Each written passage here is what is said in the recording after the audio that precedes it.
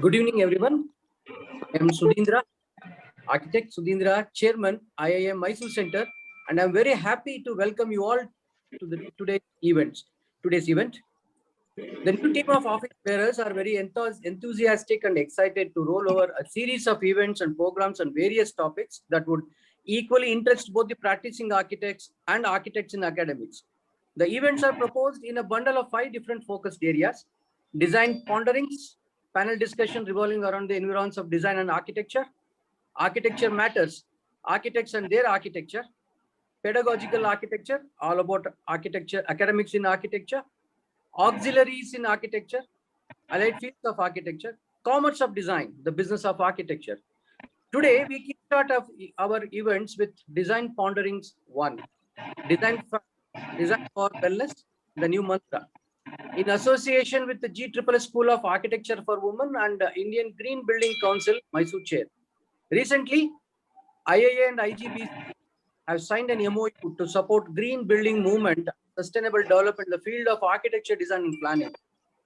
And with this event in Mysore, I, Chairman IIA Mysuru Center, express the same coordination with IGBC Mysuru Chair. Today's event is probably the first ever event and together with the support of the executive committee of IIA Mysuru, I wish to bring out a lot of events in future. I welcome everyone to this event. It's all upon Architect Chinmay to start off with the program. Thank you. Thank you, sir. Good evening, everyone. I'm Chinmay, the faculty of GSSS School of Architecture for Women and the host of today evening's program. I take this privilege to welcome all the distinguished guests, panelists, and participants for this interactive session. And this interactive session has been aptly termed as Design Ponderings. As it's a very collective discussion, I would request all of you to, it would be wonderful for all of you to come up with questions, and it would be very, helpful if you all have put your questions in the chat box, and I'll bring it up by the end of the presentation. And we also have time for the questions at the end. So with an array of expert panelists here, the moderator is the key to the success of the program. And we are fortunate to have with us architect Sumeet Paul, who has been in the profession of architecture, academics, and architectural writing for over 40 years. He was the former editor-in-chief of the premier national magazine, Architecture Plus Design, for 24 years. Hello, okay. Ma'am, there is an issue with the network. Okay, can I just complete and say my thanks? Can I just go ahead and finish up with thanks? Hello? Sapna, madam. I'm not audible anymore. Sapna. Hello? Yes? Sapna, we'll come back to you. We are proceeding with the next event. We'll come. Done. Thank you. Yeah. Chinmay, please proceed. Yes, sir. So he was the former editor-in-chief of the premier national magazine, Architecture Plus Design, for 24 years. Over to you, sir.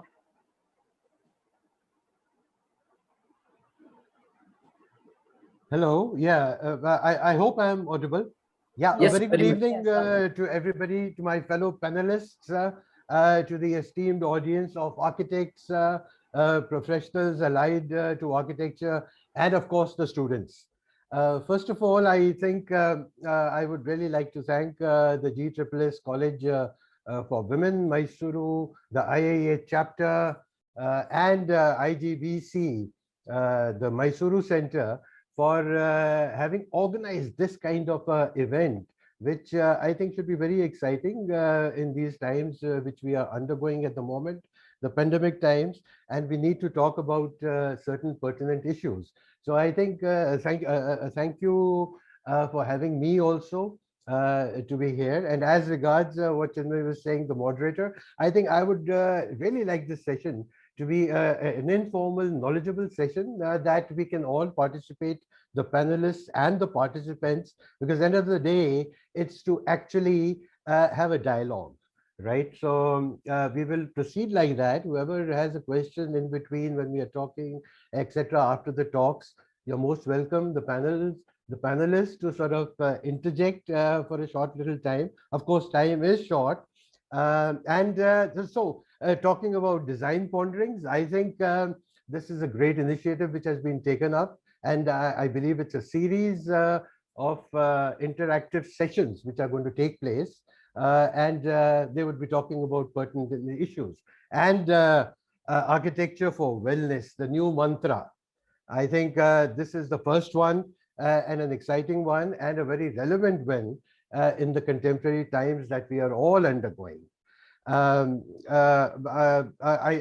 all realize that end of the day, this is nothing something new, especially in the Indian context. If you look at it, Vastu Shastra has always been talking about this language of wellness through the diktats that we have had in our Vedas.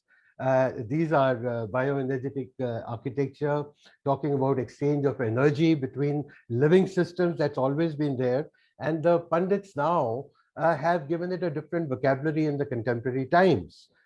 So also we have had architecture for wellness being talked about in our traditional houses. If you look at it from that aspect, courtyard houses, ample light, ventilation coming in.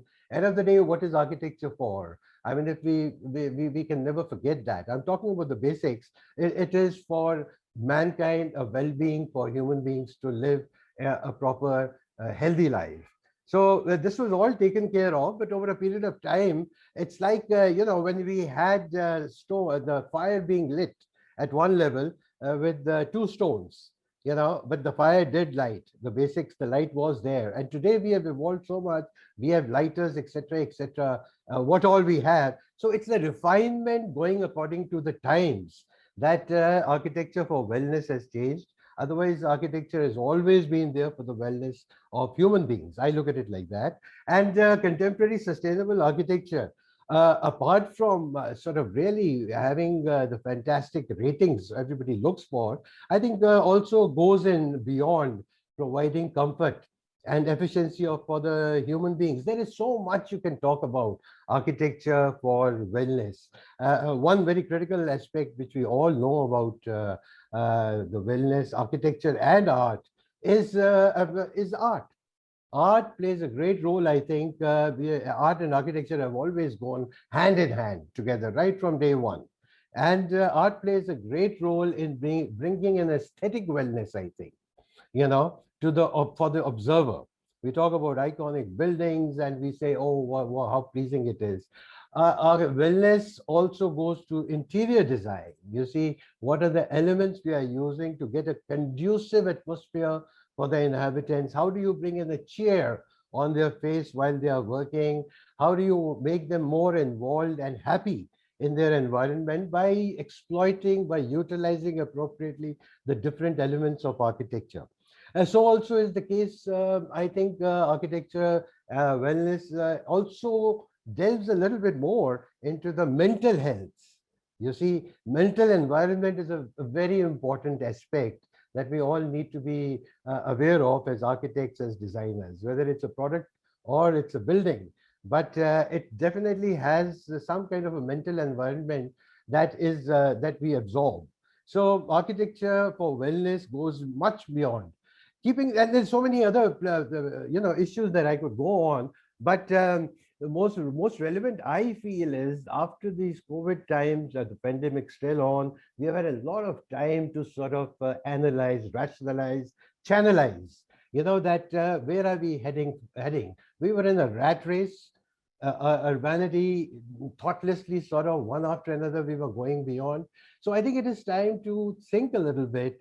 Go back to the basics also of wellness. What is wellness architecture? And for this, I think the academicians who are here should seriously think about it, that how do you get this into the architectural education? I think it's a very important aspect that needs to be pondered over as such over a period of time. But in any case, to move forward, we have a very prominent panel of experts amongst us, and they are all specialists in their own rights who have pursued the profession with passion and belief, which is so very, very, very important to make headway, to make a significant mark. I think it's passion that leads us on. And of course, they would be introduced by architect Chinmay officially, but just to give a very quick glimpse as to what the proceeding is and what we are heading for, is that, of course, Professor Ramakrishna Rao, with his lifelong experience in architecture and architectural practice, would be sharing his views on architecture, education, and design for wellness. Another stalwart of the industry, of the profession, architect Nirmal Mangal, who leads Moses architectural practice in India, would shed light on wellness as a design approach, you know. So this is going to be fascinating, I'm sure. And my friends, colleagues, we are also very, very fortunate, I must say, to have with us one of India's leading contemporary artists, thought leader and visionary, Manav Gupta. He would share an artist's perspective on the subject. And then, of course, to add a holistic global exposure, we have renowned architect and director of Moser Estates, Dr. Christine Bruckner from Singapore. She brings in the international approach to the theme. And of course, to get the Indian perspective, we have a dynamic young architect, Rama Lakshmi, from Samvad Design Studio, Bengaluru, you know. So, and as Chinmay said, we would have a little informal free-for-all panel sort of a discussion. The panelists are free to ask whatever questions to each other, and we take questions from the audience. And having said that, I think we could well begin the session with Honorable Professor Rao. Thank you, sir. Thank you for giving a glimpse of the program and our panelists. So for the first panelist, we have Professor Architect D.S. Ramakrishna Rao. He is an architect with over 40 years of experience in practice and academics, and he is currently the advisor and mentor to our GSSS School of Architecture for Women. We welcome Professor Rao to talk about the architectural education and design for wellness. A very good evening to all my co-panelists, to the participants, and all the friends who have joined in today. I thought that I would talk about something new that we have to do in our architectural education, something that we have to introduce to understand this wellness. And truly, as Sunit put it, architecture and wellness have always been together because we needed a shelter from the fury of the nature. So whatever we created was for our wellness. But so I am now looking at a new terminology, which universally we've been hearing constantly of the word retrofit, and everybody's talking about retrofitting, heritage. So I'm calling something called neofit. So my new architectural thought is that post-pandemic, assuming that such things are here to stay, because every day that we open the paper, there is one new variant, one new strain, whatever the world wants to call it. So let's say for some generation, it will be there, not on a gloomy mood, but on a very cheerful note that let's plan for it now. Because we were caught unplanned, let's plan for it. So I thought I'll put my thoughts and call them revolutionizing architectural education. From the word monofunctional, I want to start saying everything now we do must become multifunctional. Whoever imagined that one corner of our kitchen would become a lovely studio to interact with the whole world? Whoever thought that we would sit in the balcony screened from the rain and start talking to everybody else? But that is what we must do. So let us start thinking global. Let's think, what do we need to connect with the world? And today, interestingly, the world has become smaller because everybody in the world is now focused on finding a solution to this pandemic. Nothing else could unite us like this particular pandemic, because airlines, wonderful connections, networking, internet could never get everybody to think of one single thing at least once in a day. And that is what we are doing. So we must start thinking global and design for local. When I use the word design local, means local conditions, local materials, local skills, local architects, local craftsmen. And this has to be introduced into our architectural education from day one, from now onwards. That means students must now say, when at the first year level of those who are not architects, when we begin this 5-year course, we ask them to design their own space. Now they must say a space which is my own, but it's not private anymore. Because when I'm going to go online, I'm going to share it with 100 other people. So can I look at designing my own small space to go global? So that is why I call it monofunctional to multifunctional, from thinking global to local design.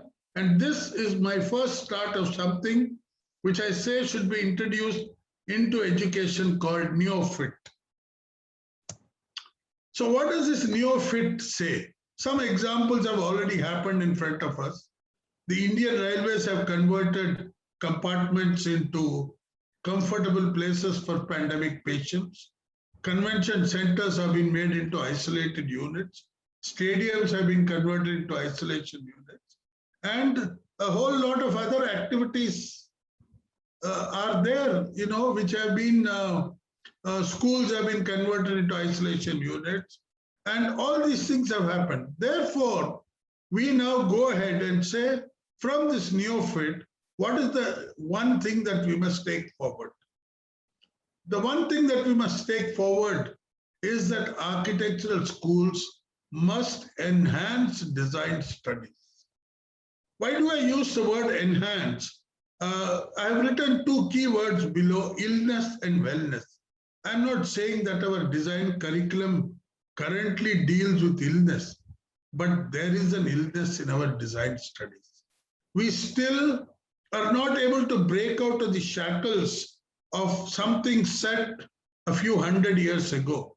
A whole lot of people may argue very soundly and say, architecture has survived. Absolutely. Not only survived, but has thrived. Has gone million steps ahead from what it started. Yet, today, in spite of all these million steps, we were not ready to combat illness, to change it to wellness.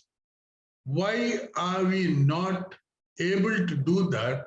Because somewhere in our design studios, this enhancement has not happened. And how would this enhancement happen? When we start looking at other parameters. So what are the other parameters? The first of them is called a transformation protocol. Why do I use the word protocol? Because we have to start addressing buildings with a certain norm. When we say a particular formula, that formula is sacrosanct for a variety of activities. The square on the hypotenuse. It's a age-old formula which is there. Exactly like that today, we have to establish protocols. The protocols must address the new things required in our design, in our education, simply because we are now faced with situations which were not anticipated, which did not happen in history. And even if they happened in history, I can't say pandemics didn't happen in history. Even if they happened in history, they were not documented like they have been documented today. Let's look at a very simple thing, the third item called social housing. What did we do, at least in the context of our country? We created something called housing boards. We created slum clearance boards. We created some Jawhar housing. And all we did everywhere was we started reducing the square footage to bring it within a certain budget. So today, how can you have a family of 5 living in 30 square meter and yet maintain all that you want them to do that? unless we relook at our education to say, let's from the very beginning look at some things very seriously. So my first item is called Transformation Protocol, where I'm talking about protocol for living. Let's look at the new living. Let's not classify ourselves only on the basis of economy. Let us not classify ourselves on the basis of what a traditional English system left, blue collar, white collar, etc., etc. We don't have collars anymore. We all wear t-shirts. So let's look at unified way of bringing in education. From here, I am starting to go to the next level. I'm saying, let's look at future workspace. Are we teaching this in our schools now? Does our education encompass this? Are we saying that what you do must be easily be able to multiply itself without having to demolish? Can we look at plugins? Can our wonderful large stadiums, when no sports activity takes place and there is a need for urgent disaster management, where 1,000 people who have been displaced from their homes have to be put in the stadium, are the toilets sufficient? Is the lobby space sufficient?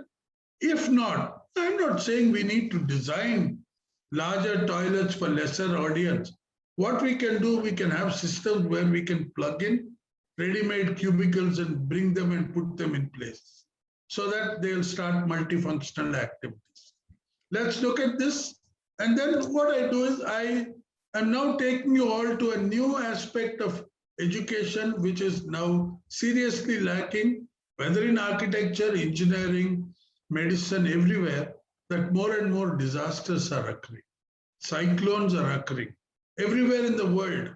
There is no such thing. At some point of time, unfortunately, people would say disasters like famine or floods or starvation would occur only in certain countries, not in the others.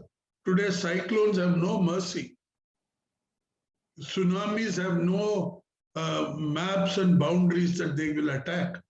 Are we prepared for this? Does our education teach us that we need to relook at our urban development? The disaster in Uttarakhand is the most classic example.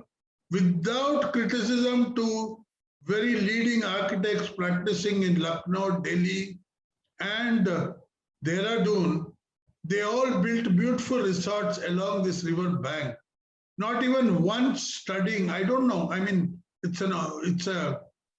what I think is that they never studied what was 1 in 100-year floods or 1 in 50-year floods. And when the first major flood occurred, it just ate away into these buildings, devastated human life. Why do we not educate our youngsters, whether engineers or architects, that disasters will happen? And if you are able to take care of it, you have already achieved a major wellness objective, because our people are no more scared. People are ready to face nature. A few 100 years ago, when it rained, people ran and shut their windows and barricaded themselves. Today, we go out and sit in our balconies and enjoy the rain with a hot cup of tea. Can we do that? Can we look at the flooding of a river and say, thank you, Mother Earth, for giving us more water for the coming summer, instead of trying to run and protect ourselves? Only architects, engineers, management people can join hands, and this can only happen when it is inculcated into our education. And then we have to do some things now as a part of a new education. I'll quickly run through that. We have to rethink of sustainability, back to the basics. Let's understand how nature protected itself. How did it reproduce itself? How did forests happen? Significance of adaptive reuse, I explained. Conservation through tourism. Wellness tourism is the word. And how did this wellness come about? We, at one point of time, we didn't have resorts in jungles. but we did go to the forest to breathe fresh air and come back, regenerate. That's what we need to. And what do these demand? These demand creativity. These demand creative design. These demand design education. These demand the ability to learn problem solving with methods that may stimulate creativity. I could quickly end with a couple of slides. Socrates beautifully said, I cannot teach anybody anything. I can only make them think. And that, to me, is the key word for our new architectural education for wellness, because we are all seeing it all around. It's not a new subject. So my architectural education, quickly, three things are important: the change in curriculum, adding to the syllabus, and renaming of institutions to think themselves about these. When I say institutions, I mean universities, colleges, whatever. Maybe they should call themselves institutions for wellness education. Is it time to revisit architectural teaching, education, and practice in India? Yes. Why? Because of wellness, because of students are at home, because of online classes, because they are at home, their mental well-being is suffering, especially in the architectural field, because we work with a great cohesive sense in our design studios. I completed my architecture 45 years ago. Even at that time, we had beautiful camaraderie in the studio. And we need a scholastic change for enhancement of our youth. And I call this a new mantra. My last slide, what is this new mantra? Let's rethink sustainability, because that is our key to wellness. Let us look at what is our end user commitment. What do end users need to be well and good? And can we, a lot of architects may shout at me and say, design as a product rather than process, so that refining becomes easy. Adding a new model every year becomes easy to our design. And a quick show of 3 or 4 buildings which I had done for wellness. And very recently, this house I designed for a client in somewhere in Mangalore sent me a lovely message last Sunday. He says their house is named Vanasri. It has become a home for a large number of birds. A great peace of mind, thank you. I didn't do that. I only insisted on having verandas all around. And some of these, but everywhere I believe that nice open verandas attract birds and make you always feel good. And so I end with the famous Vedic quote: values in our education are guided by the ethics of our society, our living environment, and our wise but very unwise rulers today. Thank you all. Oh, well, thank you, Professor Rao. You've given a new dimension, I must say. You know, think design global, think local. And I'm totally with you. We need to revolutionize our architectural education. That's the need of the hour. And I think it would happen with forces combining together. Thank you very much. It was a thought-provoking talk, no doubt. Thank you again. And our next speaker is renowned architect Nirmal Mangal. Thank you, sir. Nirmal Mangal, he leads architectural practice-based building design sector and interior for Moser India. He brings more than 40 years of experience, and he is here to present on wellness as a design approach. To you, sir. Thank you very much, Chinmay, for your kind introduction. Good evening. First of all, good evening to all participants. Without them, we wouldn't be having this session anyway. So, and my thanks to all fellow panelists, especially Professor Rao from GSS School of Architecture for Women, IGBC and Indian Institute of Architects, Mysore chapter, and others, my colleagues, my fellow architects who've joined on this session. You know, we are talking about wellness today. I mean, this topic couldn't be more relevant in today's timeline than any other time in at least recent memory as such. And one of the interesting thought that I had while we were discussing about this topic was that for generations, architects have been tasked with the responsibility of coming up uh, with ways to solve, ways to address the social problems, the national disasters, to address the cultural problems as such. And every time that has happened, we've risen to that occasion. So now we find ourselves in the worst pandemic that most of us have faced in a lifetime, and the architects and the designers globally, they are looking at this this pandemic in a very creative manner. One of the things that that I thought that as part of this discussion, I want to introduce some other thoughts as well. Let me go ahead and share a very brief presentation that I have put together.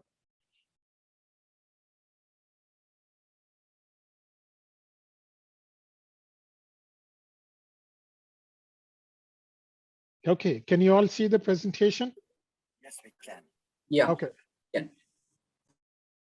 So one of the things that I do want to talk about that in the face of this pandemic, we have been discussing, we have been exploring the sustainable aspect of architecture. And to me, I don't want to lose the gains that we have made in the area of sustainability over the years as such. So for me, the order of the day is not just wellness, not just sustainability, but it truly is resilient architecture that in face of this pandemic, how our built environment can not only respond, but also to flourish as such. So when I look at that from that perspective, to me, resilient building design, is it a new wellness in design? Is it a new sustainability as such? And I shared this cartoon that was put together by a British architect who said that, we designers, we architects, we are the agglomeration of thoughts and ideas. We take different aspects, bits and pieces from many different disciplines, and we combine it in a building, and we call that architecture. So while we are looking at resiliency, we need to be thinking about the wellness. We need to be thinking about sustainability, and those elements, I think they are not just for today. I hope that this is a paradigm shift in our thought process.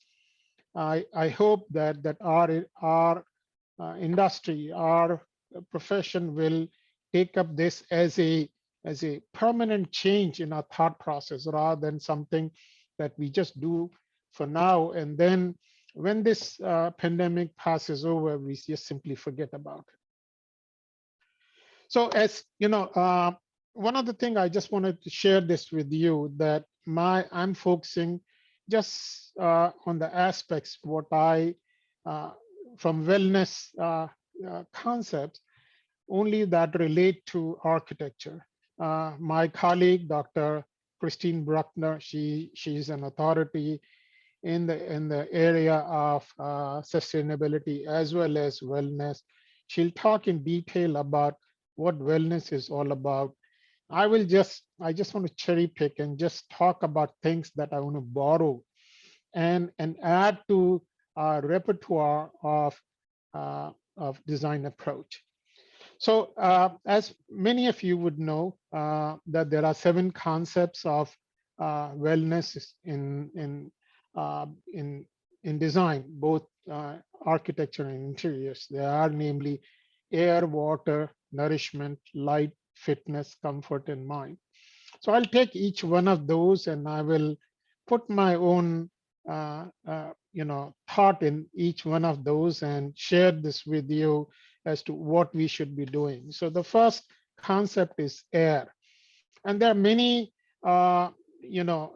many prerequisites and accommodations that is to be made in this concept as such. And I've highlighted the one that I want to cherry pick and talk about that. The first one is natural ventilation.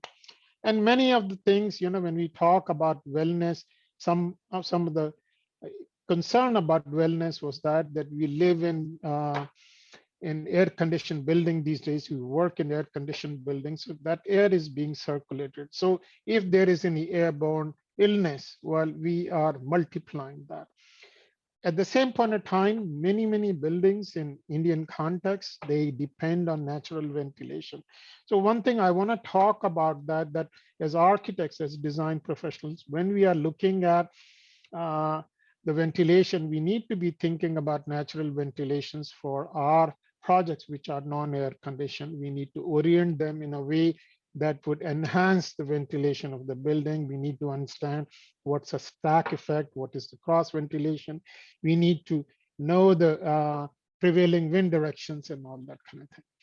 The second thing that I want to talk about, which is rarely addressed in India, is construction pollution management. In most countries, they have what is called SWPP, which is stormwater pollution prevention plan that most construction projects should submit to the building authorities to get the sanction approval. We don't do that, but that has been a big cause of pollution, and pollution leads to many respiratory illness. And as you know, in Delhi, when the air quality was so poor, there was suspension of all construction activities. And it's not difficult to do, it's very doable.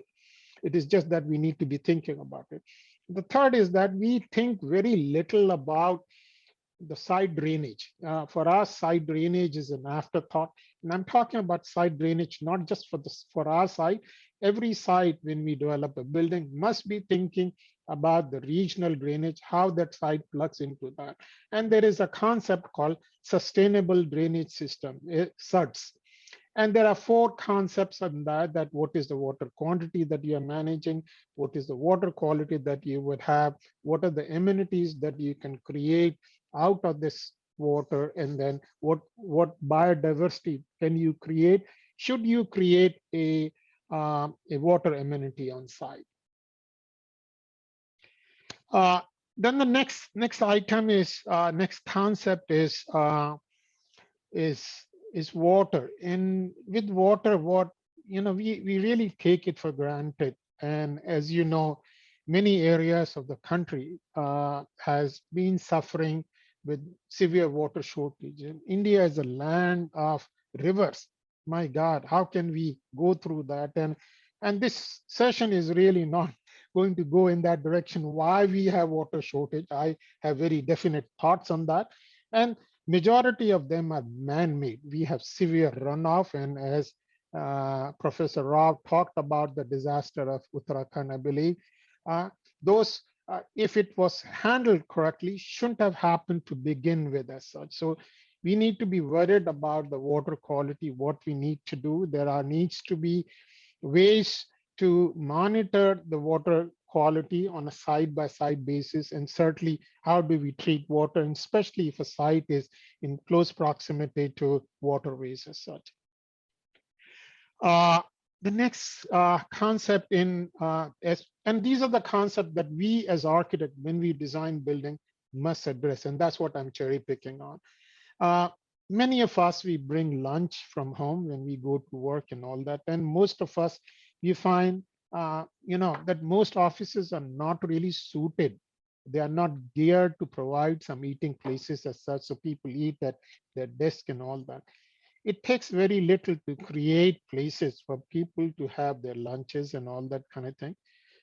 It shouldn't be that they need to go to cafes and all that. So those providing right eating places that can function in all weather conditions, I think those are essential. It enhances the quality of life as such. the next concept is lights, and there are many aspects of it. And by the way, I've not listed all of them as such, but there are three which caught my attention. One is the circadian lighting.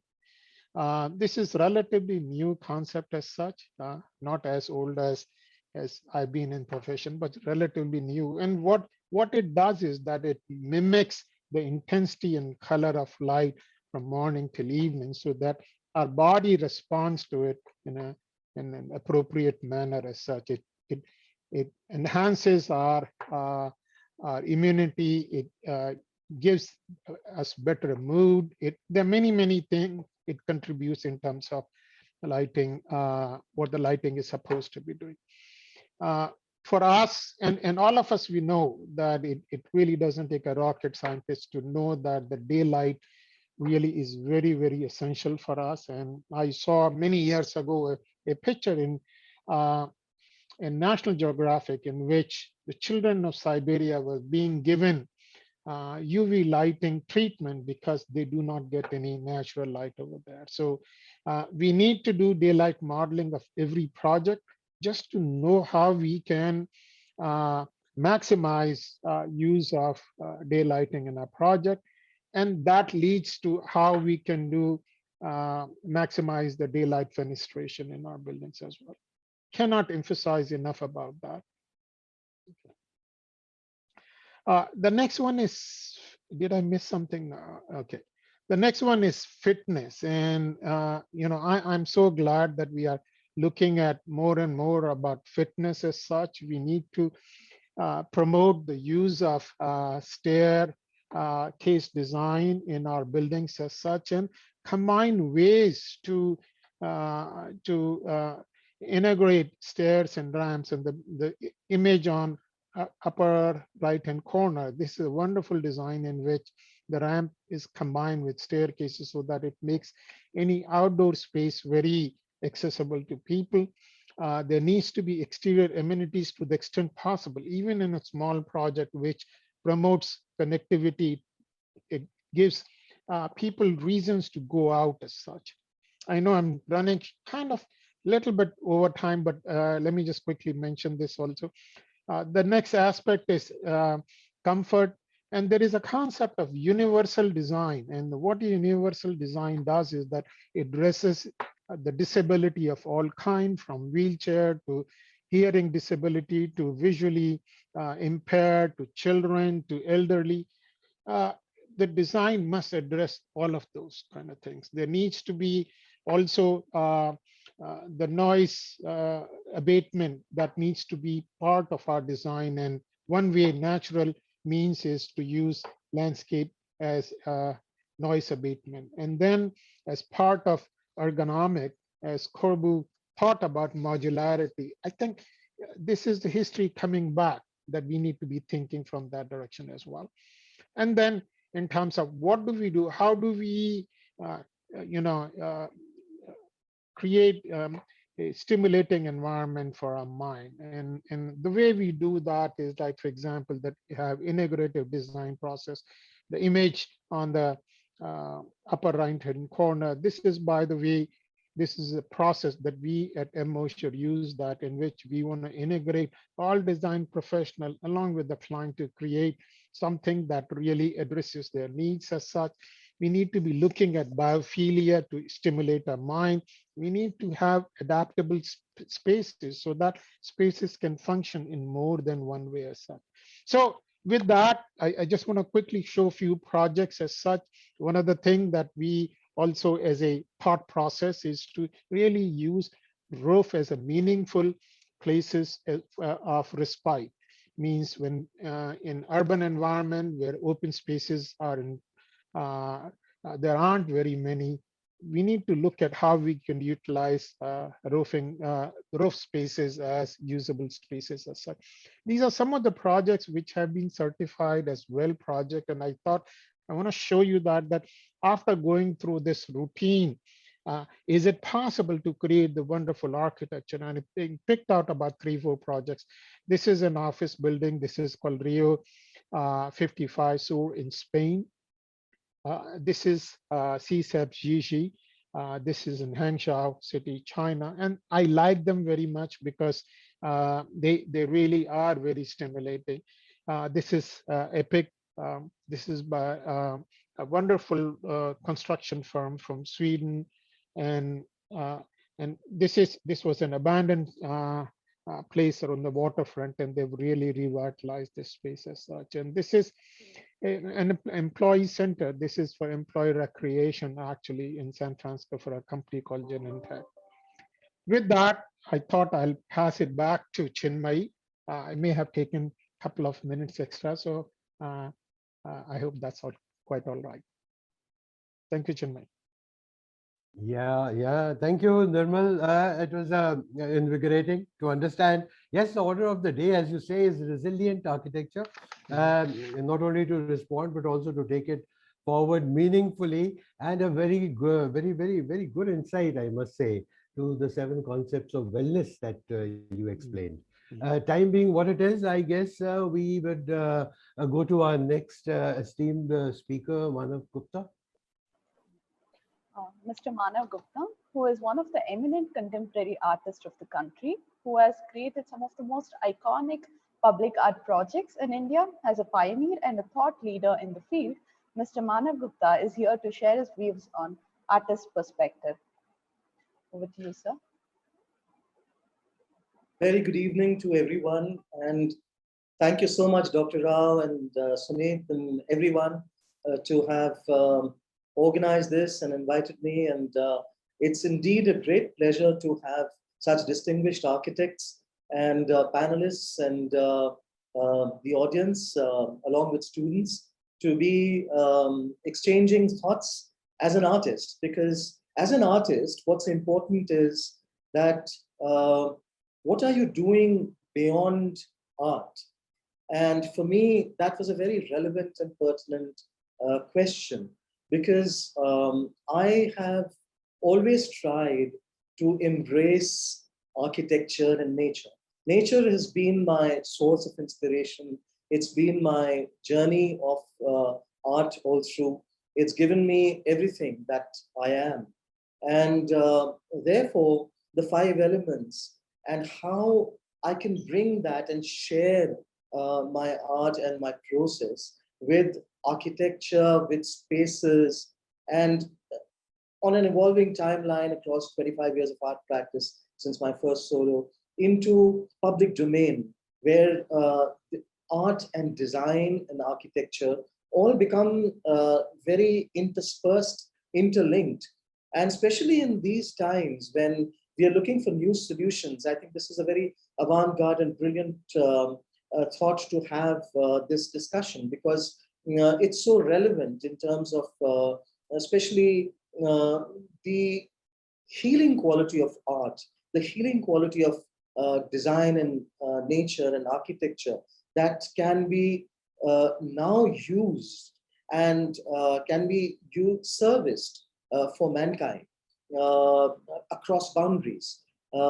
Dr. Rao mentioned local to global, and that's what I've been trying to do with my practice. So I'd like to share the journey to some extent.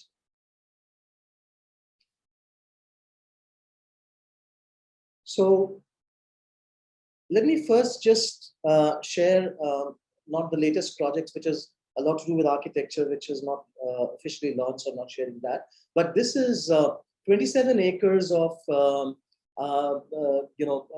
IGNCA in Delhi, a space which had such a huge Sylvan and architectural space.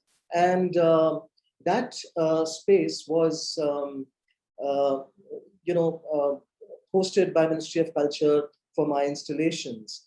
And this is where the use of the transformation of pottery that I've been doing for the last decade and more, using the 3 units of pottery, which is very local, the quintessentially prosaic, earthen lamps and chillums and pullers, the earthen cups, to transform that into large-scale installations. I'll just give you a glimpse of these episodes of and chapters and these projects that I've been doing, which embrace architecture and nature.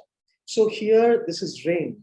My endeavor is how I can take my art outside the domain of just my own creation into a public space which has a dialogue vis-a-vis art and nature, art and embracing architecture, as well as with people. So here I embrace trees, because in Delhi, the pollution was so high that as an artist, what can I do to embrace trees? And I decided to turn chillums into rain, which I had been working for a long time. And I hung this rain across trees as a way of an inspiration from the Chipko movement. So you embrace trees and you embrace the water element through clay. So I used one element, which is clay, which is very earth, to transform it into water. So here, there was this juxtaposition of not just water falling on the trees, which nurtures the trees as a symbolism that I wanted to convey amongst people, but also to embrace trees, that in Delhi, the pollution that we have, if we can save our trees, if we can hug them with what we do, I, as an artist, I create. So how can I embrace the trees, through my creation, is how I created this rain.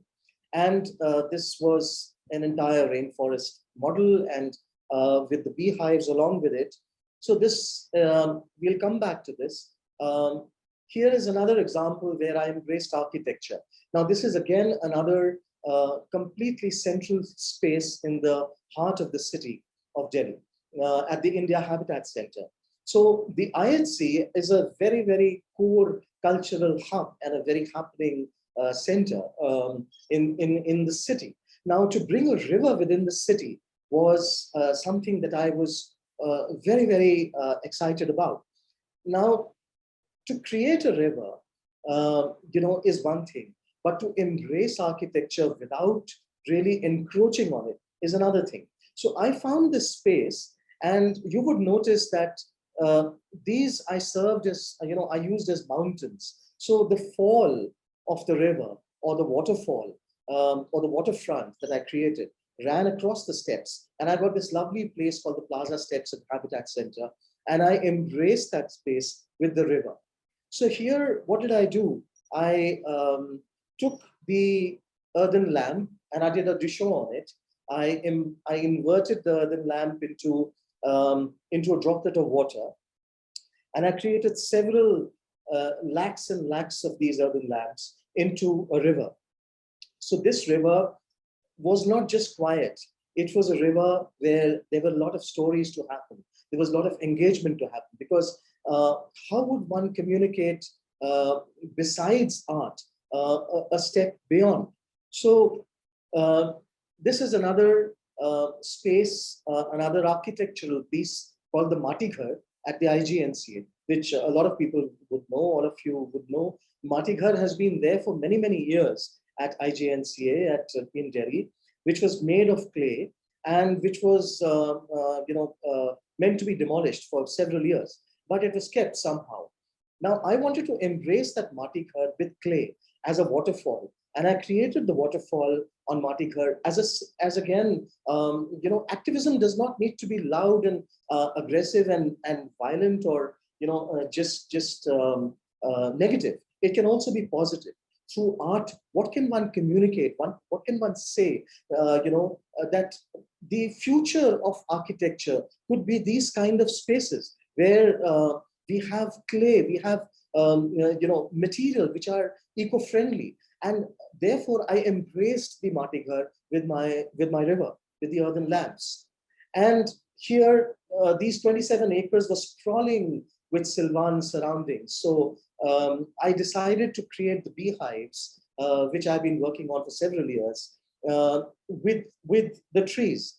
And I embraced the trees again, besides rain, with the beehives. And these are made with chillums. So one is a micro design element, which is converting the beehives converting the chillums into beehives, and the earthen cups, which are used for drinking water, which is very prosaic, into beehives. And there are so many possibilities with such iterations of beehives, and there is such a strong message in terms of how the bees are turning extinct and how they're useful. So this has been a journey of more than 2 decades, and I wanted to. This is installed at the most premium mall in Delhi, at the Mall of India, where it was a kind of disruptive engagement, where suddenly amidst spaces which are very with premier brands, etc., you have something so earthen, something so prosaic, and yet it is a collector's item. It serves several purposes, and it conveys the message of sustainability, of environment. Now, with all these, how do you take the art as an artist into innovation, into invention? So I, besides the invention of transforming pottery into a global language, from the local to the global, what was important to me was how can I create outreach? How can I create public engagement? So I had several students, and we had fantastic sessions at each of these projects where they were embracing rain. They were engulfed in rain, and it was an overwhelming experience. I mean, I had goosebumps when they used to come and talk to me about how it touched their lives. And these children are our future. So for me, it was very vital. Despite not having the right resources, despite not having the right funding, abroad there is a lot of public art, and there is very established public art funding available. Here, there was none, and it was a huge challenge to create this out of no funding and minimum funding, or very negligible funding. So to create this and then invite the children was a passion that I've been carrying for several years. Now here, I did another symbolism in terms of how could I translate the message of river in the city. So I invited everybody to come and light lamps at the river. So this is not religious, and it could have turned into something else. But the fact that it had the aura of a spiritual engagement and the aura of sustainable engagement was something very satisfying for me, because people came and lit lamps with that kind of respect for the river. And I had people coming and sitting beside it, sitting at the riverside within the city. And this embracing of architecture, this mingling of art and architecture and people, this entire juxtaposition of all these elements was something which was very, very heartening. I had another project where I created a prototype museum where I invited people to embrace rain, to dance in rain. So chillums, as you know, are conduit of intoxication. And I said, don't do drugs, let's get drenched in rain. So I was converting and bringing about social change through art. Now, this, I feel, is a wellness practice, which is beyond just the comfort of my studio. Then I had these choreographic directions that I initiated, where I requested fellow artists, and we had wonderful senior most artists like Uma Sharma ji, Shobna, and so many others, coming and participating and actually performing to my poetry, and getting involved in the process. And I had these panel discussions all as dialogues at the waterfront. So these are all 10 to 15 year more than decade old public art practices that I thought would take wellness, would take healing of art into public domain, into public spaces. Now, wellness, when we talk of, is a very, art in itself is a very meditative process. So, one can create paintings, and one used to do that. This was auctioned at Christie's. This has been auctioned at Christie's, and I was blessed. This is my Rainforest series, and these works are works that I create as paintings, which are sold. This was auctioned in Ponderings. But beyond this, beyond these sculptures and paintings, when one is creating, one is in a meditative practice. So if not just as an artist, as anybody, as people, whoever engage in any creative practice or in any practice whatsoever, even in sports, I mean, it has a very highly meditative quality, which is a wellness within. So first is it's about wellness within. Now, when I was creating Rain, it was very interesting, that the first episodes of Rain, when I was working with Chilam in my studio, it started raining, and it was such a matter of joy. It was so such great synchronicity that I was absolutely stumped. So that gives wellness, and that brings forth wellness. Now, as an artist, these are large murals, large canvases, 20-feet canvases that one creates in spaces, and that has the aesthetic wellness. So in architectural spaces, I mean, architects could use these. These are in Aerocity, 20-feet high canvases, and architecture can utilize art in terms of the aesthetic appeal, in terms of the wellness quality of it. But I went, and I mean, the glimpse that I gave you was what beyond the aesthetics can one do in terms of activating a movement, activating a thought process amongst people. So this, I would like to share about 10 years back, this project, which was, this is a world record public mural. It's at the Airtel campus. It's the tallest indoor mural in the world. It's a 5-floor mural at the Airtel campus, which is their headquarters. Now, this is another example of wellness and healing, and how one can take art beyond just the act of painting. So I was selected, and commissioned when there was this huge space of 5 floors against the glass, behind the glass facade, which was a big eyesore, and it was to be turned as beautiful as Mysore in what they wanted. So they wanted to create something very beautiful here. Now, this was what it was, and this is what it is now. Now, this is not on glass. This is on the staircase. So on the front and back staircase, I mingled the juxtaposition. This was how it was before, and this is what is after. And then, it was a huge project, and it was 5 floors high, and I was creating. But what did I do? I said that I am going to be watched by all of these people, 4,000 strong employees, who are going to see me paint.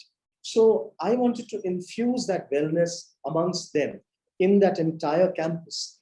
And therefore, I invited everyone to come and join me. And it was one of the most exhilarating experiences, because people went berserk. We had streams and streams of employees coming in groups, and I was doing employee management, team building. I was doing so many things at the same time, and they were so excited. They were so rejuvenated, and for me, it was such a rejuvenating experience that I was exchanging. I was allowing them to use my canvas, and I was allowing them to paint, and they could go berserk. And there was all kinds of things. They were doodling, love messages to their girlfriends, etc. And then finally, after everything was done, at night, I used to come to the other side, because it was a huge space, and watch and conceptualize on the go. I did not have blueprints. I don't work with blueprints. I work straight on the large spaces. So I used to come to the other side at night, and in the quiet of the night, I used to conceptualize on the go. And as it shaped up, the tree of life finally emerged as this shape. So after the 4,000 employees, it was a sense of belonging, sense of wellness, sense of healing, sense of rejuvenation, where they could come, paint, and then again go back. This was the final product where I created the tree of life across 5 floors, and and all these shutters went up, and they could see the entire tree of life and experience it, and also feel a part of it. So this led to these large spaces that I started exploring with pottery and transforming pottery into a global vocabulary. And I did several thought experiments where the river was flowing across a dry potted plant.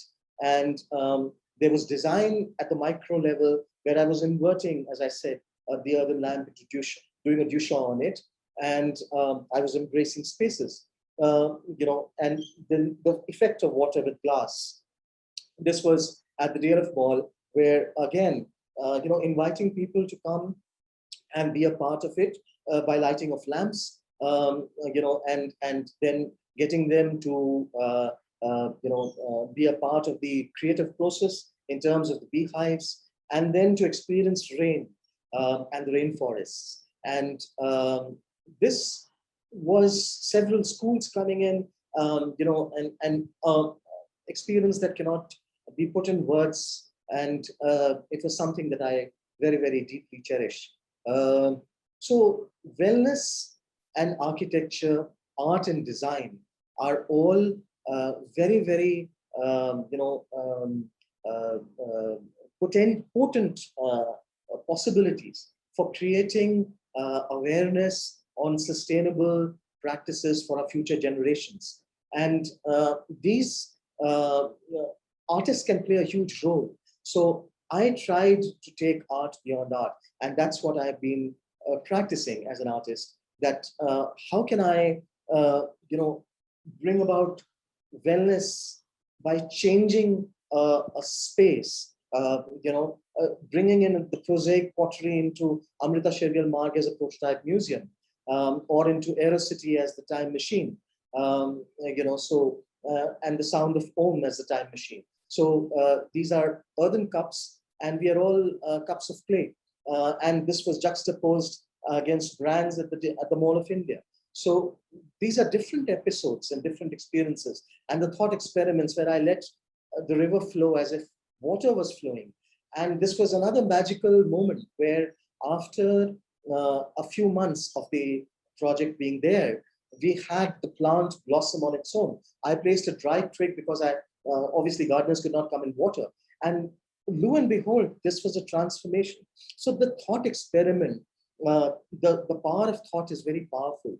If you feel that you can bring in the city, bring in river inside the city, bring in rain and let people experience it, then you can create magic. And that's the homage that one can pay to nature. And within the city, one can bring about change through that. So these are experiments that I've done. And I would like to share a small clipping of 1 minute glimpse of how I got performances at the waterfront. Sacred if you believe, I lie wrapped in a heap of nothingness.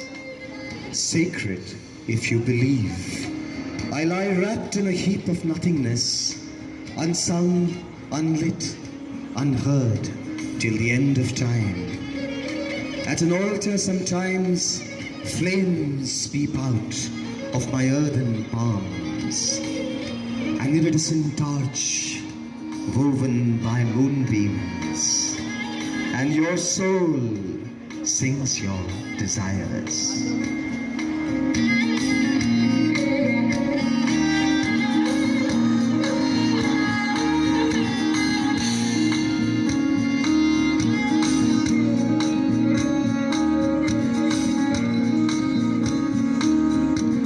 Because life, after all, may be the soul's celebration, Remember Troy and Achilles. They said the gods, they are jealous of us because we are humans, because the river flows as love, as the world rejoices and lights glow.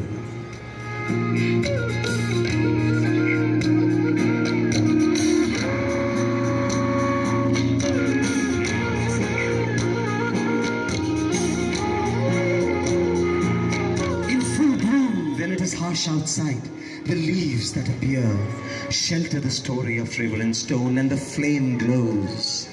Sacred, oh sacred if you believe, let the light descend, let the light glow. Let there be flames in my parched hands, let there be water as the river flows.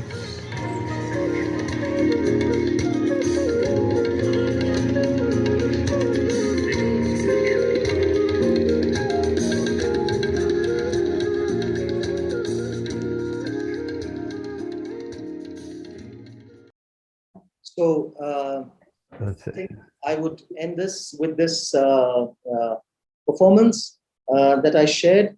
And this is a 360-degree perspective that I thought I could share with the distinguished audience of the panelists here. Thank you.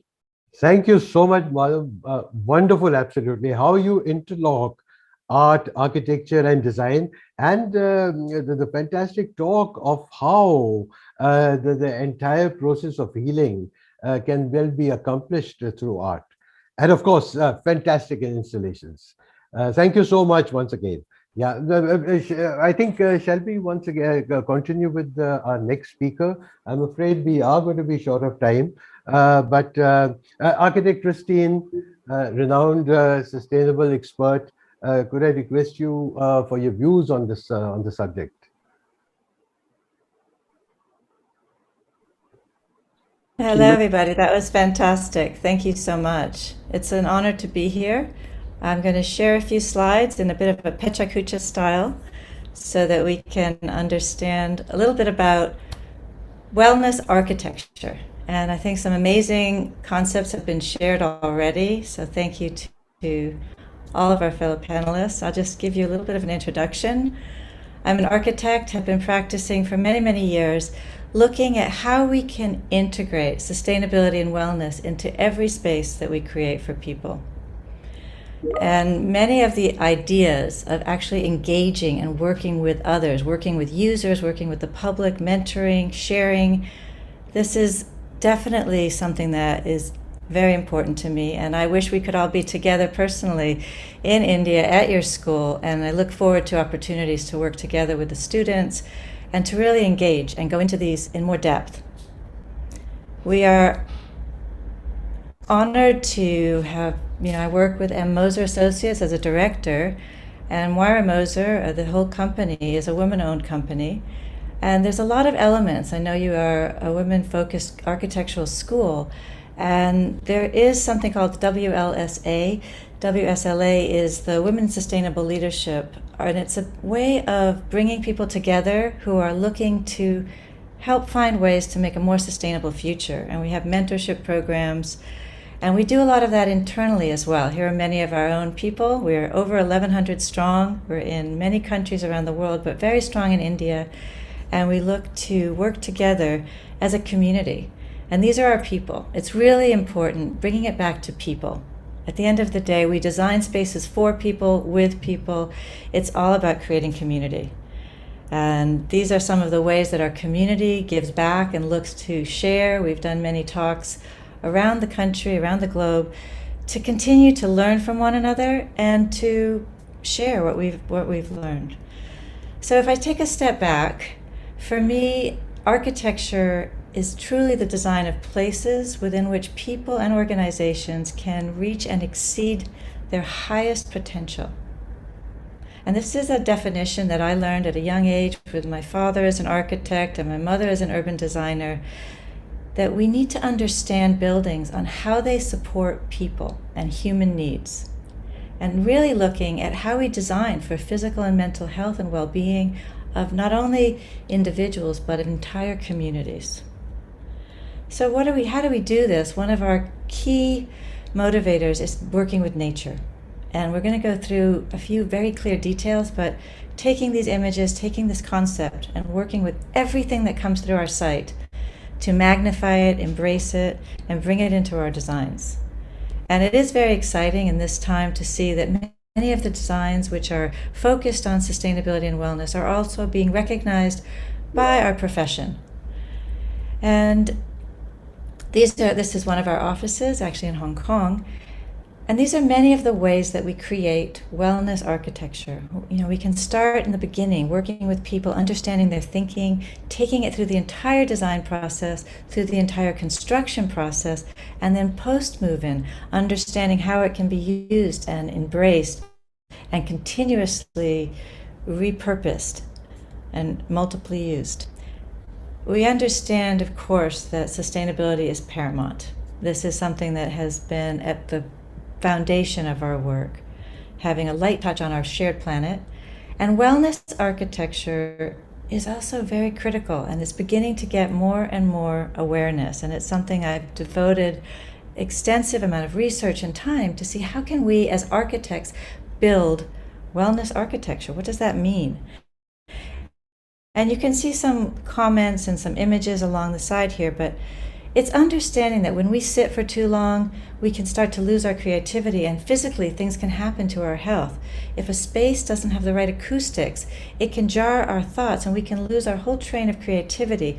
And yet in a certain environment, buzz will encourage us to sing and to get excited. Our thermal comfort goes far beyond. And working again with nature, with biophilia, the love of nature, and understanding it's not only a great feeling and experience, but there are scientifically proven impacts of the natural world on our bodies, on our brains, and on the way that we can think and create and feel. So it's really important to understand that and to integrate it into our designs. We are looking for all of the best practices that exist. We are looking at all of them. We're implementing them all. Many times they overlap. We're looking to curate what are the best metrics that we can use to push that bar higher in every project that we do. And I think here we can just step back for a minute and think, well, what is health? What are we talking about? What is wellness? Going to the World Health Organization's definition, it's not just the absence of disease, it's complete physical, mental, and social well-being. That's what wellness is, and wellness architecture needs to embrace that. So what does it mean to be healthy? And you can see in this diagram, it's not just our genetics, that's a small part. It's not just our medical care and how we've taken care of ourselves in terms of our workouts.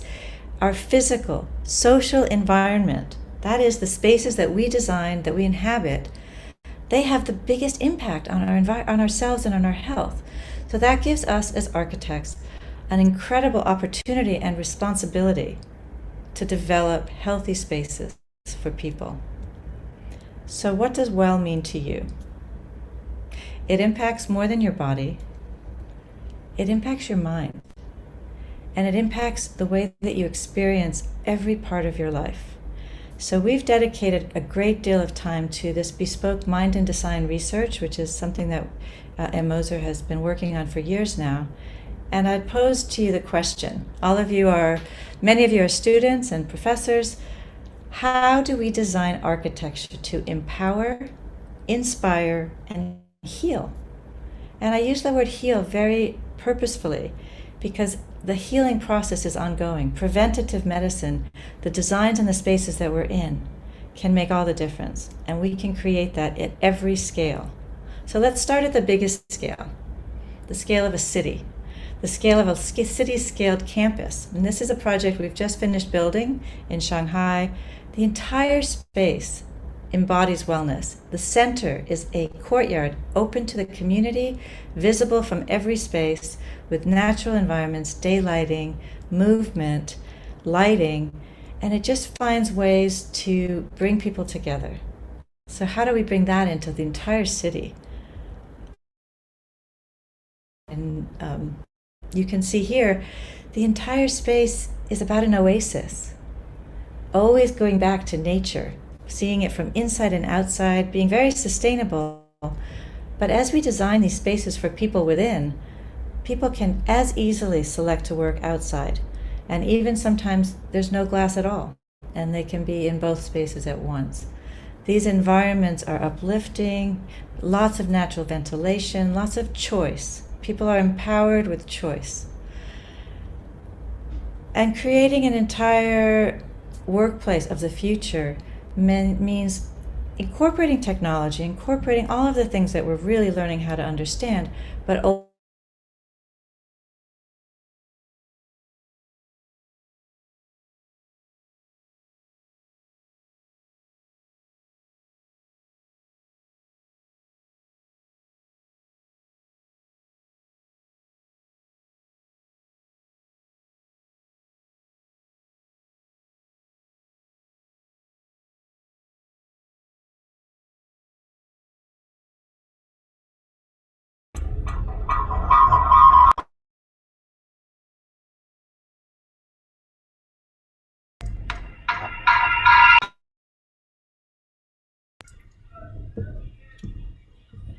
I assume that we've lost connection I'm with. so sorry. I'm not sure what happened just there, Yeah, but we it lost seems you that we briefly. were. Yeah. Yeah, that's very unusual. I have excellent internet, but something happened. Let's try one more time. Can you see again the screen? We can see a blank screen. Are you seeing the screen with me? The screen is A blank. blank screen? That's unfortunate. Oh, my dear. Let me just see for a moment here. I'm going to stop sharing that blank screen and I will continue to share this PowerPoint. It seems to be that there's some challenges here. So I'm going to select this one. Let me know if you can see it again. I'd really love to share a few more images with you. So give me a heads up. We tend to work Yes. with, You're back. yes? Yes. Yeah. We can see you now. Okay. So again, bringing wellness architecture. One. So apologies. So wellness architecture is about supporting collaboration. Again, bringing people together. Sit-stand desks, areas to collaborate beyond our desks. And we've worked with this client as well. That was Cook Medical in India. This is their project. We're doing a whole campus in Shanghai.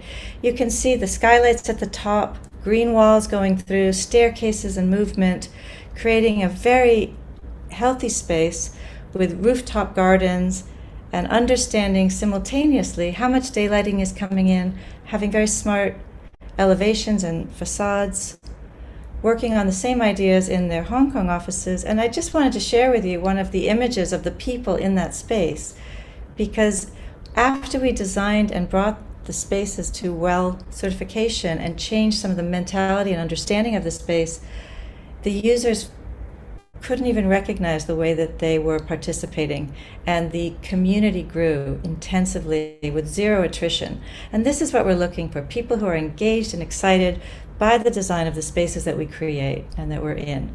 How do we enhance performance at every scale? This is a building with an interior garden space that everybody can share. And this is actually the back of house of a large campus we designed. Even the back of house, it's for people. It's daylight, it's greenery, it's natural materials, it's activity. So quickly, I'd like to just share some foundational elements. So you've seen some of the beautiful ways that architecture looks when you create wellness architecture. And the next step is, well, how does one really create that? Well, first step is you've got to have great air and great water, because we are really required to have that to breathe, to live. We breathe 15,000 liters of air per day, so this is very important and provides peace of mind, particularly now with an airborne transmittable disease, that we can know what the quality of our air is. And we can monitor that 24/7, and we do that as many projects as possible, and we want everybody in the space to know the quality. We use all kinds of measurements to make the invisible visible. And you can see, when you're worried about air, how does that affect architecture? Well, for example, in this old building, an industrial building, we simply created a special vestibule, a vestibule that filters the air, that gives you a presence of belonging and brings you right into the space. Again, another way that's critical to all of us is, what do we specify? The materials, everything you're looking at, the table, the chairs, the walls, the paint, we vet every single one, and we know if they're good or not because we're measuring the air. And we know before you move in that the air is going to be excellent. And in fact, we actually monitor the air during construction to prove that it's always good straight through. That gives you incredible peace of mind, and peace of mind is critical. Hydration, clear water, of course, very important. I would say that versatility and movement are two of the most important elements of wellness.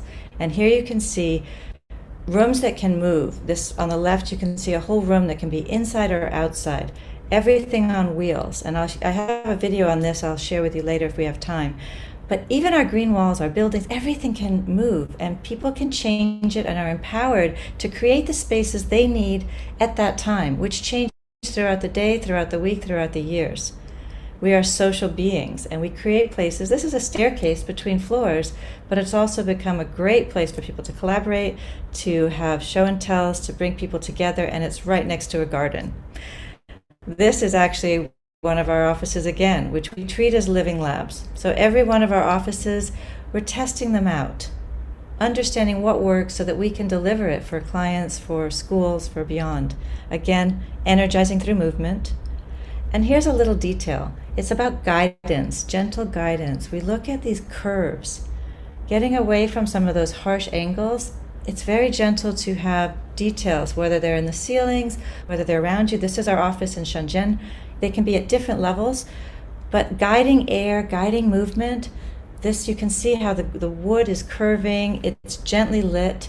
Everything about it gives you peace. And within that peace, you're ready to do whatever you need to do and be your very best. Again, more details of this. And you need to have places to really move and play, of course. Here you can see this is Yale University in Beijing. That curving is happening in translucency and the natural materials of the floors. And this brings us to daylighting.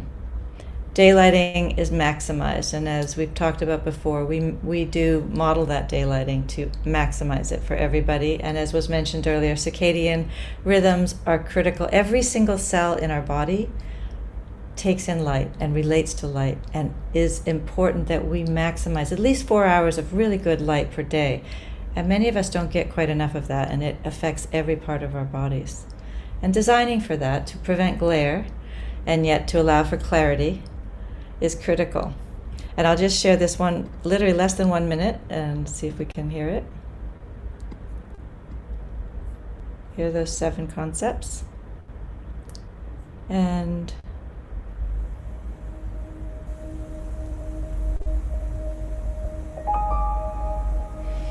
it's time to take a breath.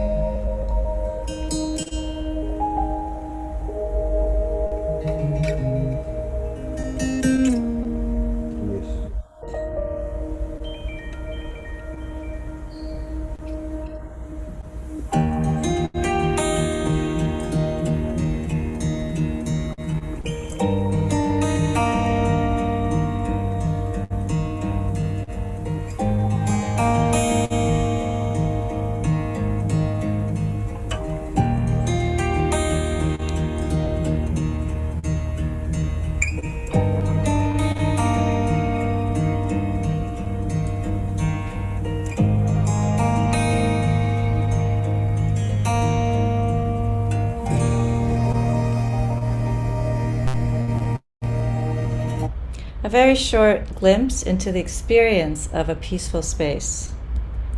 And that restorative environment doesn't have to be in a meditation space. It can be in your office, in your home, in your school, in your hospital. And it's not just the materials and the movement, it's the lighting, it's the acoustics. So very important to work with acoustics. This room here can work at an NC30.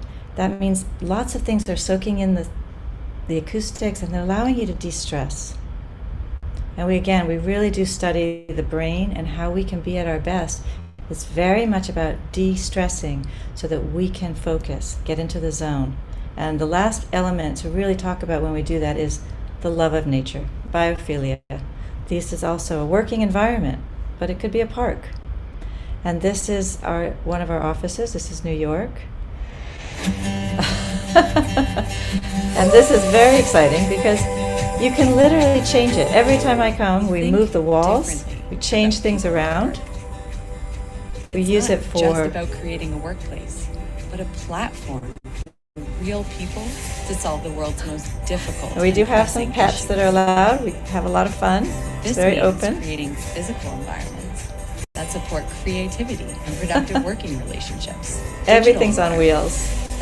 That intuitively connect people and ideas into communities, and a cultural environment that enables authenticity, supported by tools and methods to promote high performance. We see the highest performing organizations as those that align the physical, digital, and cultural environments. So you can see in that one that we have a lot of fun, and you really do need to be able to move things around to be present. And the last thing is not only to have it in your environment, but to get people out into nature. So these are some of our staff. We work together, growing things, even in the most dense cities. You know, of course, in some areas you can have whole gardens. Here we just created some urban gardens with organics, with farmers coming in, sharing their methodologies, and people being able to bring that home, cook together. We do that for schools. I'd love to share some more on the design of these schools, but we're running out of time. Also with hospitals, where is it more important to have wellness architecture? So important. People heal so much faster. And between skyscrapers, the spaces in between, they shouldn't be left to happenstance. We've created spaces which are entire livable environments in the interstice. Every space is for people. So we need to do it together, and we need to do it now. Really, people are the most important part of this. And let's work together towards a sustainable future to steward our planet and our future generations. And I look forward to speaking with you all more soon. My email's there if you want to chat. So thank you so much. Thank you so much, Christine. I feel half healed, and mentally and physically, actually. It was so soothing, you know. Thank you so much for that. And it is so important to be conscious in design that ultimately it is for the community, by the community, and for it, you know, and to empower, inspire, and heal. You know, you brought it out so beautifully. Thank you so much, you know. Thank you. Our next speaker now, maybe we can shift, is architect Ramalakshmi from Bengaluru. So, yeah, architect R. Ramalakshmi is a co-founder of Bangalore-based architectural practice Samyukt Design Studio. The studio pursues design, research, and teaching concurrently.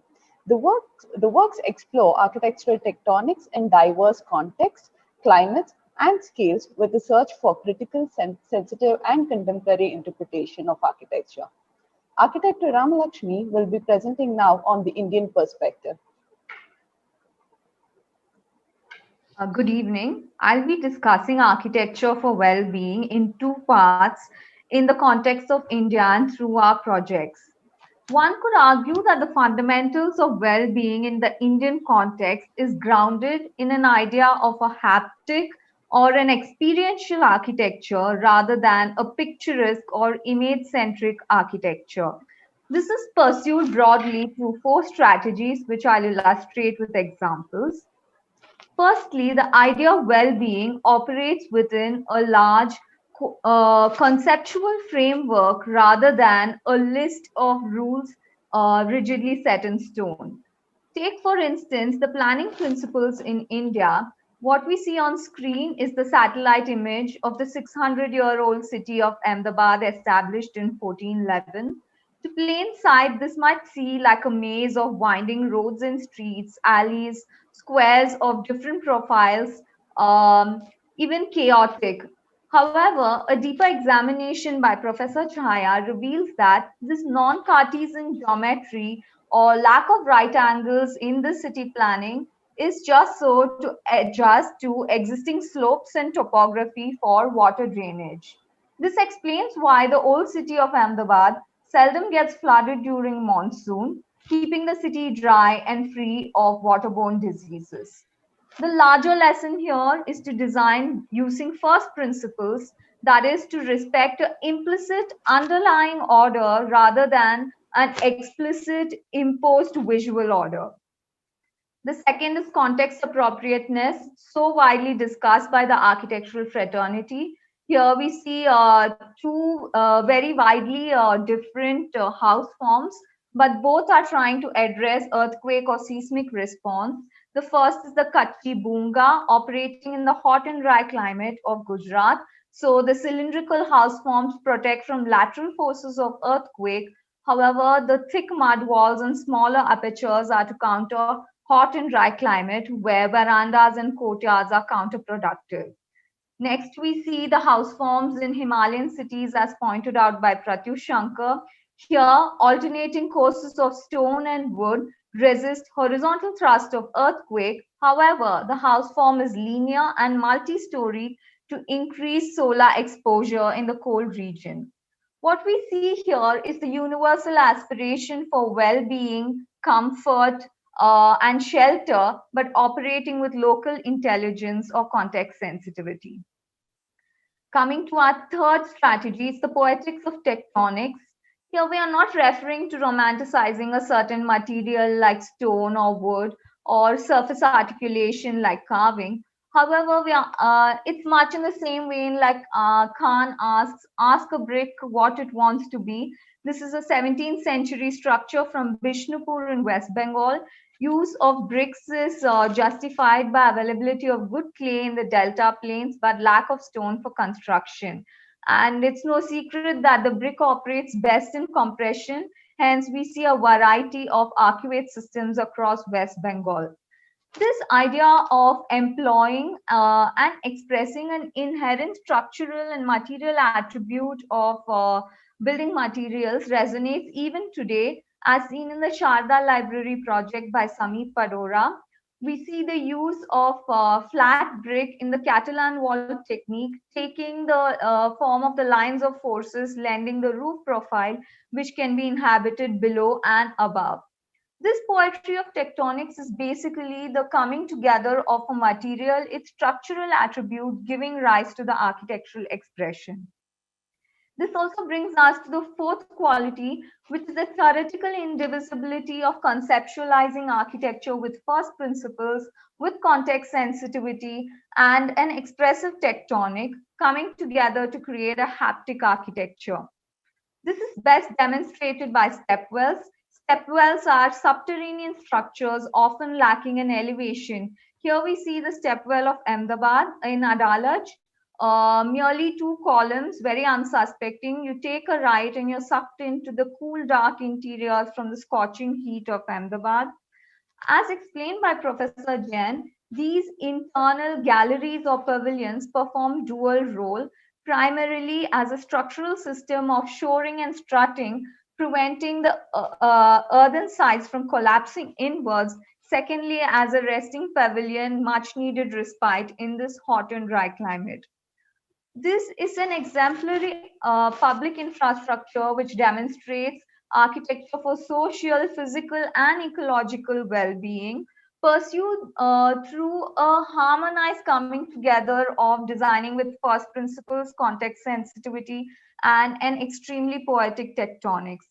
This is what we try to emulate in our own small way through our projects as well. I'll quickly take you through a few of them. This is a farmhouse located in the hot and dry climate in Satnavri in Maharashtra. We were not looking at a farmhouse as a romanticized postcard imagery of sloping roof, clay tiles, and mud walls. Rather, a performative tool consistent with building in a remote location with very low skilled labor, 25 lakh budget, and scorching heat of 48 degrees in Satnavri. Hence, we had to explore techniques to minimize heat gain, siting of the building under roof canopy with thermocol filler slab roof, lime plaster to reduce heat gain from vertical surfaces, using salvage wooden louvered windows without glass to prevent greenhouse effect. all this creating an ambient temperature in summer from 48 degrees to 40 degrees because of employment of these strategies, and lending outdoor living room, which is a courtyard, for varying activities in different seasons.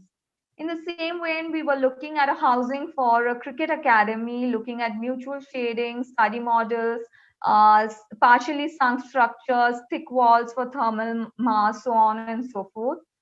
Apart from looking at a context response in terms of climate, we're also looking at how to express material attributes. This is a bamboo pavilion located on the second floor of a load-bearing house. So we had to create an extremely lightweight structure. We used the properties of a locally available bamboo as the principal generator of design. The local variety tapers beyond 10 feet, hence the entire proportioning system derived from it to create a wind modulating pavilion. Another exploration of material and structure is this school that is coming up in Bangalore, where we use the RCC columns as C-shaped gutters, as we see over here, and this facade gets activated in monsoon. The columns become rainwater gutter with cascading water, and water is harvested below, or these brick fins which are oriented for glare-free ventilation. We'd like to conclude by saying that while we are constantly trying to achieve this harmony between designing with first principles or exploring context sensitivity and tectonic exploration, the principal search is for creating an architecture which is haptic or experiential rather than picturesque or image-centric. We leave you with this reservoir of inspiration, the Kailasha temple, 7th century Ellora. When you see from outside, it's not an elevation screaming for attention. Rather, the rocky outcrop blends with its context, in fact, hinting at a rather radical tectonic for its time, the architecture of subtraction or scooping out. You experience the spaces in piecemeal and episodic manner. I'm deliberately showing images as experienced and not through a wide angle lens. You experience compression, release, architecture of scooped out caves and carved out temples.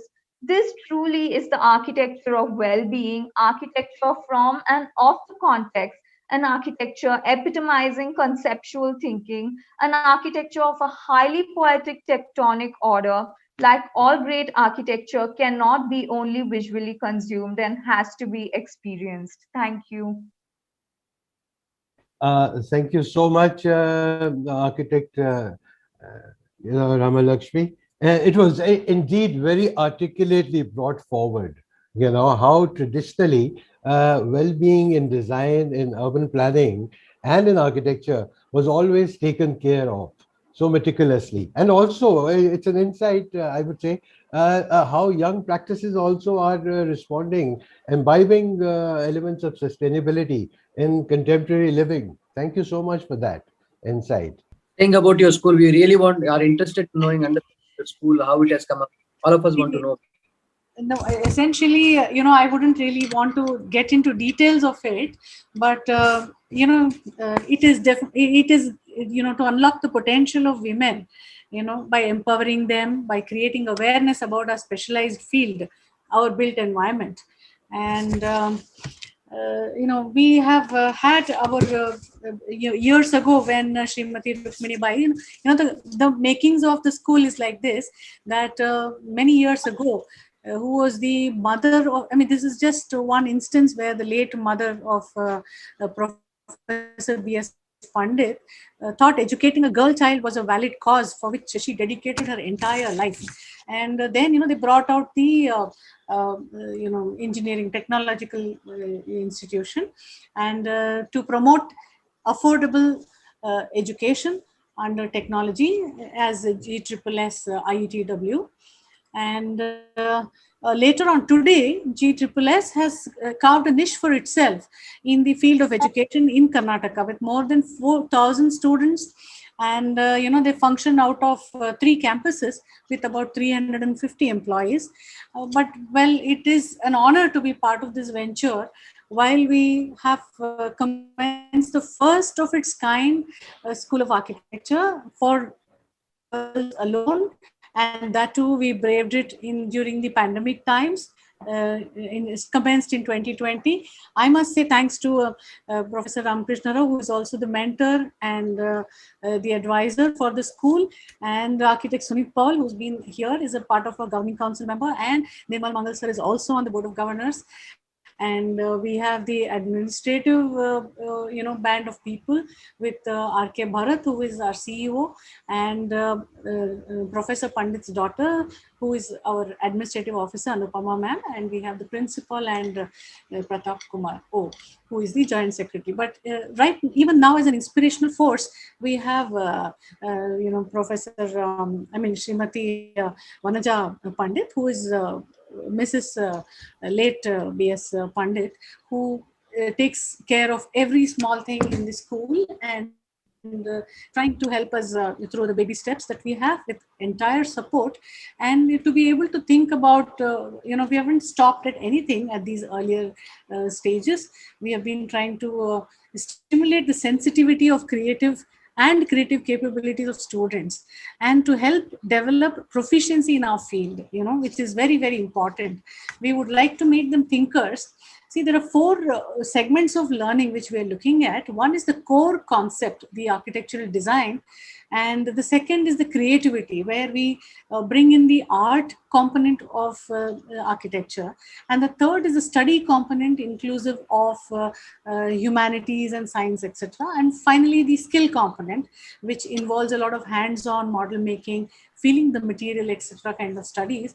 And our girls, who are only about 14 students now, are absolutely privileged, I must say, because they almost have 1:1 ratio of faculty here.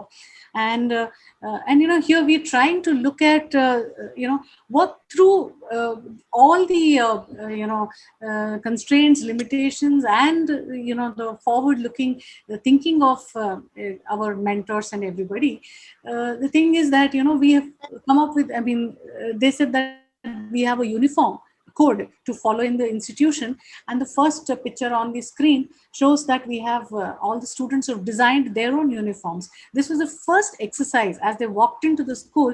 Day 1 they designed this, and we made it for them, and they wore it, and everything has been experiential, and they're looking at things. They have traveled around, they've gone to Srirangapatna. All this has happened during the slight opening of the lockdowns and all that, and they have come up with excellent models even during the times now.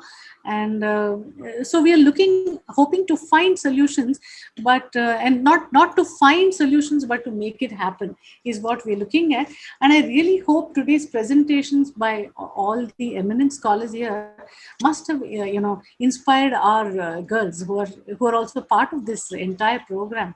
And in shaping this school as a responsibility, it is to inspire, to communicate, and sustain quality growth, and under the guidance of everyone, all the inspirers.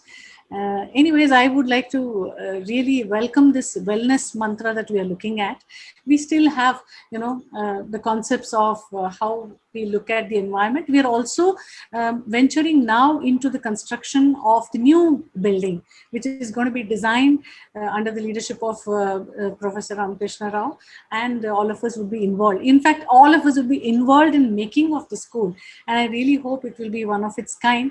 And I really hope to see everybody's interaction again once we are, probably the next session, when we are able to showcase many more works.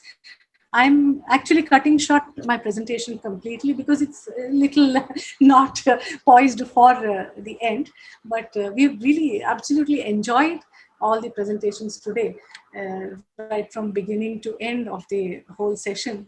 I must say the neo kind of education that architecture, which Rao sir was talking about, or Sunit Paul's inspirational talk, and everybody's contribution to this, making a wellness school of architecture. Maybe we can think of that as a way forward from here. Thank you so much. Thank you, Thank you. Sudhindra, for this.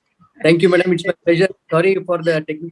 I don't know what your end. There was I don't know what happened. We missed but, your presentation in the start. Not at all. No, I'm in-house, so we can always do that.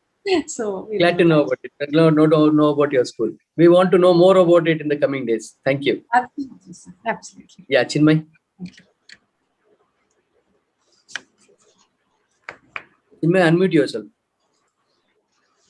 Sorry, yeah. So we are almost in the end of the session. So now will be, so architect Sunit Paul sir will take over the stage and we'll have a panel discussion. In fact, as I said in the beginning, during the panel discussion, we are all going to be moderating each other. So why don't I take this opportunity to hand over the mic to Professor Rao, who can take over the proceeding for the discussion. Although I believe if it's 8 o'clock, we have very little time. We are already at 8, but just to add a little pep and a change of a scenario, Professor Rao, it's all yours.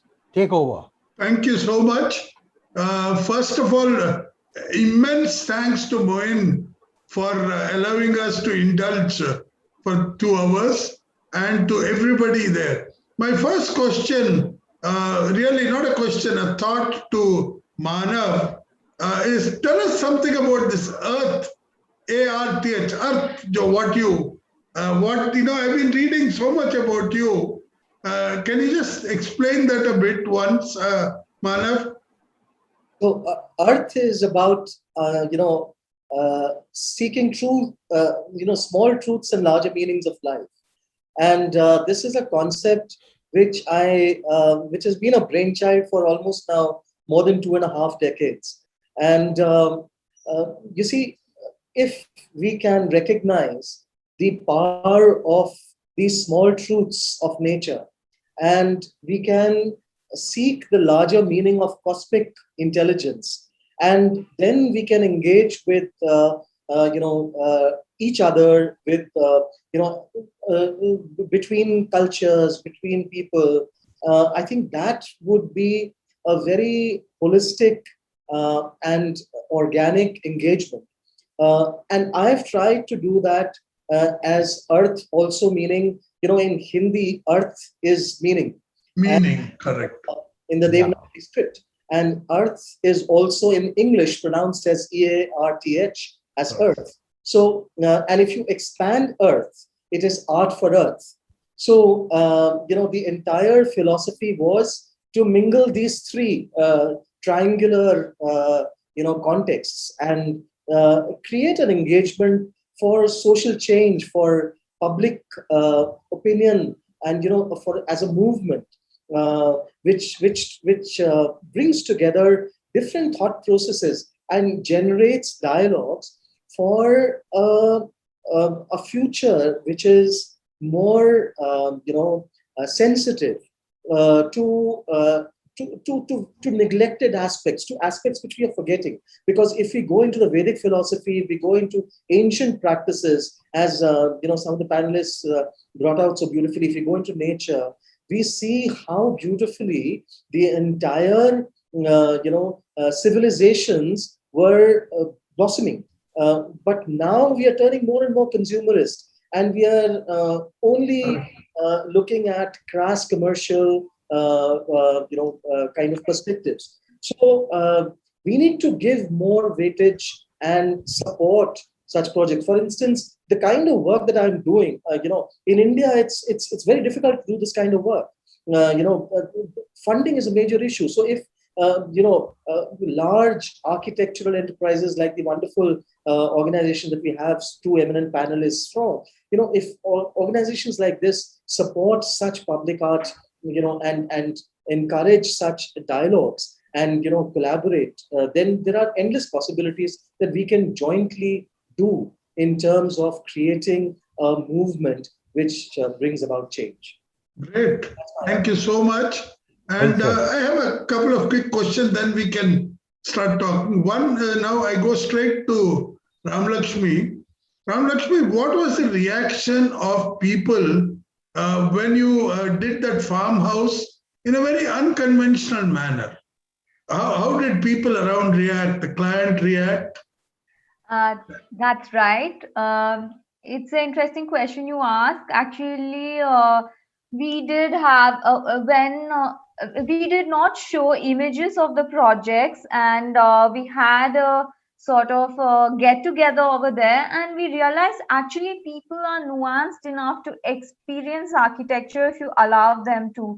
So once they moved about the spaces, they could experience that you don't need blinding light in this context, you don't need heat pollution in this context, and how it operates, I think it gets to them. We kind of underestimate people's ability to experience architecture, because in a way we have created a kind of architectural pornography, if you will. Like we see about food culture, it's so image centric rather than well-being centric.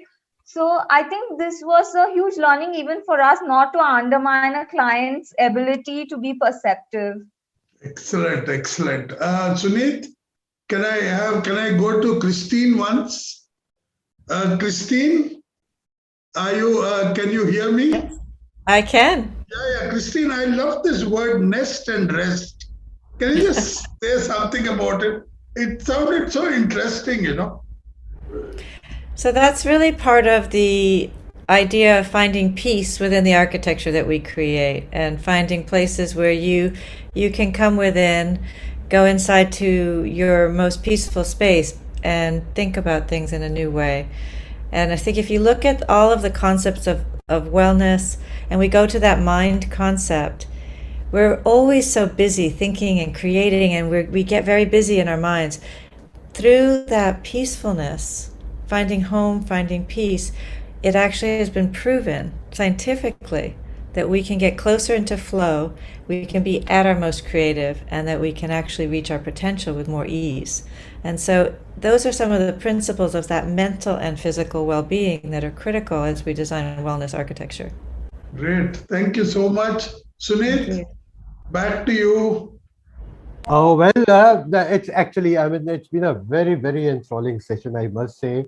I mean, the very definition of sustainability nomina, to be honest, very quickly, if I just sum it up, we always get so technical when we are talking about sustainability, etc., well-being also. But this was one of the few sessions, at least for me, that I have attended, that there was so much of genuine sort of a pulse that was automatically, spontaneously it came across. And that is what I think Christian was talking about, all about, that communities have, people have to, professionals have to, everybody also has to. Ramalakshmi brought it out beautifully, that don't underestimate the client, don't underestimate people, they know what they want, involve them, and that is how a true well-being emerges, you know. So I think it's been a very fruitful session. There would be, I'm sure, so many questions, but as we were told, 8 o'clock was our deadline. As it is 2 hours. So I would once again take this opportunity to thank everybody, the panelists, who have given their time and some very thought-provoking thoughts and basics, which probably we off and on in our rigmaroles of life forget, you know. So thank you so much, everybody, and thank you so much to the audience also, a very patient audience. And I still see there's so much of numbers which one can see on the screen. Thank you, everybody. Thank you, GSSS, IIA, and everybody else. I request Mr. Somshekhar to Chinmay, you can please. Yeah. So as we are in the end of this interactive session, I would request the chairman of IGBC Mysore Center, Mr. M.G. Somshekhar, to propose the vote of thanks.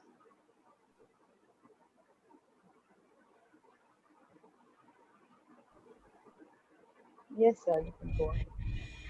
You will please unmute yourself. Yeah. Am I audible? Yes.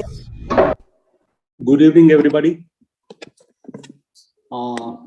I would like to extend my sincere thanks, first of all, to all the participants, in spite of overrun of the time for almost 2 hours, as against 1 hour we planned.